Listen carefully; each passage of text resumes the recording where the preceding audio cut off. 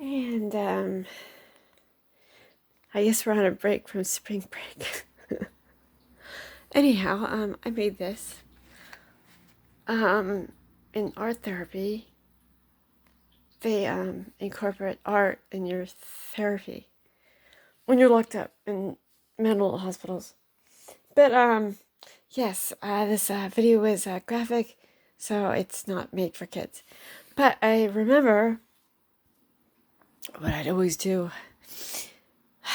Bad habit. I'd always sign my writings or poems in blood. Sign them in blood. So I guess in that fucking trunk is nothing. Of my car, I have a bunch of books with huge amounts of blood all over them. So I guess that's my DNA. So again, thank you to Aunt Jupiter and her lovely husband for getting these books, because there's my DNA was all in that trunk. And yeah, I forgot that I signed everything in blood. Yes, I have a lot of books in blood, but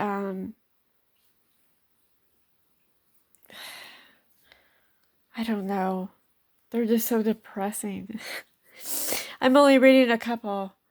But yeah, I looking at this, I just remembered that they're kind of waterlogged. That everything's signed in blood. And I found my legacy book. This is a good book. It's like they kind of ask questions, and then you'd answer. Kind of like a workbook. Let me see. Oh, I didn't answer all the questions, but like to give you an example, and then I'm gonna get the star. He's somewhere in the house. His stepfather went to a hotel, which was good because he was afraid of me, which he should have been. Okay, so this was a fun book. I guess I didn't answer this section because it was about mainly family. But here's a good example. To whom did you go when you needed comfort? This is asking you like when you're young. Like, where did you go when you needed comfort? So what did I write? My stuffed animals.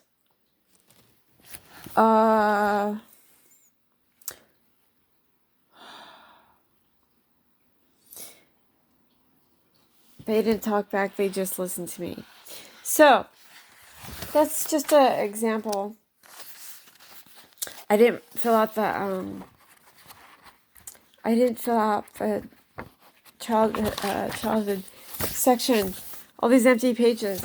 Just because I didn't have very good memories. So remember your first love. It was Brad. We met in a mental institution. He broke up with me.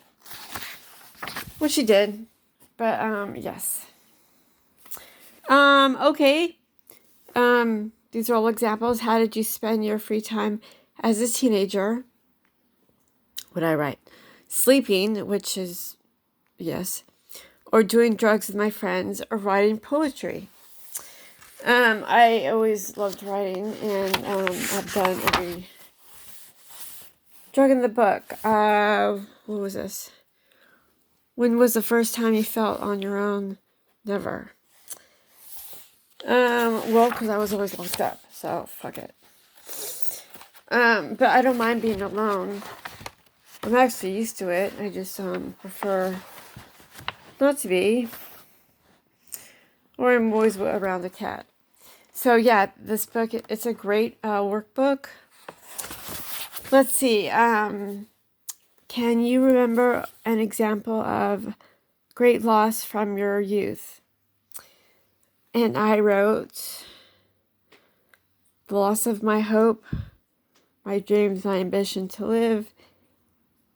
It never left. So, I guess I was pretty depressed back then.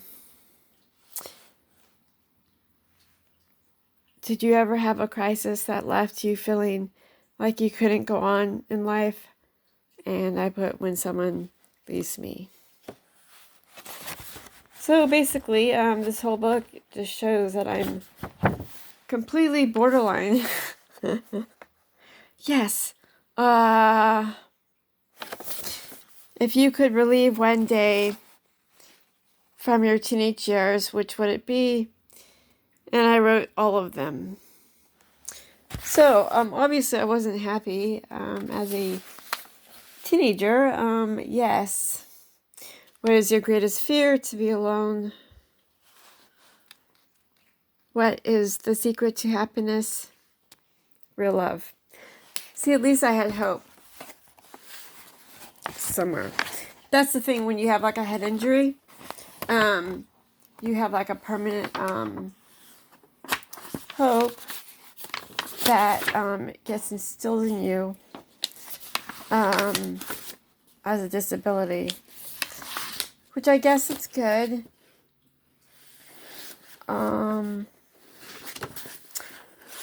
Please share 2 fears or worries you have for your child's generation. I never had kids, but I guess if I did have kids, these are the 2 fears or worries I would have. What did I write? Manic depression, because it runs in my family, and that they will be as unhappy as I was or am. Again, I was not happy as a young pup. Let's see. What advice would you offer your child as he or she moves into adulthood? To love yourself first. See, now that to me is good advice. So that's just something I found that I've had forever. Great book, workbook. I like doing workbooks. Sorry about the blood. Cover it. Ugh, this book's nothing compared to others I have in the crate. So that's just a fun thing. Right. We're not supposed to be filming right now, but your mother found these books, and me doing this is I don't know, distracting me from wanting to off myself. But I would never do that, okay? Not when you're right here, all right? That's the thing. I guess it's a bad thing. Well, it's a good and bad thing. That having, living for your cat, your pet. But that's okay. If you can't live for yourself, find something to live for. Like him. Alright, let's go back to your playlist. We're hanging out, chilling, listening to music, and, yeah, having a one-woman cat party. Ooh la la. Au revoir, Bibbles. I know. You're so pretty. You're so pretty. Okay. Bye all. Bless you.